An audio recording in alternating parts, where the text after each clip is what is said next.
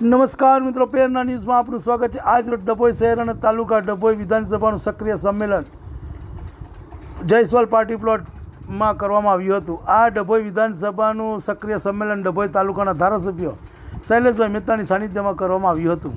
કાર્યક્રમને દીપ પ્રાગટ્ય કરી મહેમાનોનું સ્વાગત કરીને કાર્યક્રમને ખુલ્લો મૂકવામાં આવ્યો હતો। તે પેરના ન્યૂઝમાં લાઈવ જુઓ। રિપોર્ટ મહેન્દ્ર વસાવા, ડભોઈ। તમને અમારા સમાચાર પસંદ આવ્યા હોય તો like, share, bell icon, comment અને સબસ્ક્રાઈબ કરો।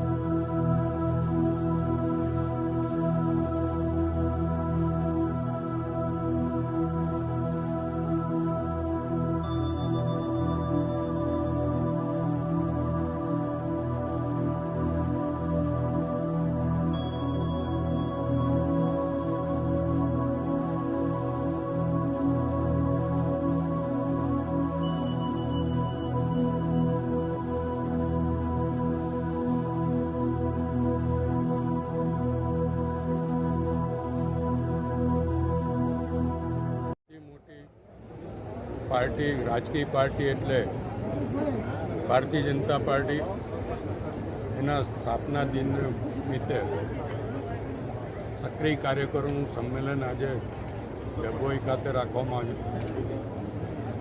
45 વર્ષ પૂરા કરીને 46 વર્ષમાં ભારતીય જનતા પક્ષ પ્રવેશ કરી રહ્યો છે। અનેક સંઘર્ષો પછી અનેક સિદ્ધિઓ મેળવી છે। જે રીતે અત્યારે દેશમાં નરેન્દ્રભાઈ મોદી અને અમિતભાઈ શાહ કામ કરી રહ્યા છે, એ જ રીતે ગુજરાતમાં મુખ્યમંત્રી શ્રી ભૂપેન્દ્ર પટેલની સરકાર કામ કરી રહી છે। પંચાયતથી માંડીને પાર્લામેન્ટ સુધી ભારતીય જનતા પક્ષનું શાસન છે અને 13 કરોડ જેટલા સભ્યો આજે ભારતીય જનતા પક્ષમાં જોડાયેલા છે. ત્યારે પાર્ટીના સ્થાપના દિવસ નિમિત્તે આજે સક્રિય કાર્યકરોનું સંમેલન, અને આપ જોઈ શકો છો કે મોટી સંખ્યામાં ડભોઈ વિધાનસભાના કાર્યકરો અહીંયા ઉપસ્થિત રહ્યા છે અને તમામમાં એક નવો ઉત્સાહ, નવો સંચાર છે. હું આપના મારફત તમામને ભારતીય જનતા પક્ષ સ્થાપના દિવસની શુભેચ્છા આપું છું, અભિનંદન આપું છું અને દેશની મોટી પાર્ટીના સક્રિય કાર્યકર થવા બદલ ખૂબ ખૂબ અભિનંદન અને સક્રિય રહીને સમાજની તમામ સેવા કરે એવી અપેક્ષા રાખું. ડભોઈ વિધાનસભાનું સક્રિય સદસ્યનું સંમેલન હતું. પાર્ટીની વિચારધારાને છેવાડાના માનવી સુધી મૂકવા માટે આજે સક્રિય સભ્યોના માધ્યમથી પાર્ટીએ જે બલિદાન આપ્યા છે અને જે પાર્ટીએ બલિદાન આપીને પાર્ટી મોટી થઈ છે એની વાત કરવા માટે આજે પ્રદેશ તરફથી હું આવ્યો હતો. આજે ડભોઈ વિધાનસભાના સૌ સક્રિય સભ્યો હાજર રહ્યા હતા અને 6 એપ્રિલ જે પાર્ટીની સ્થાપના દિવસની સંદર્ભે પાર્ટી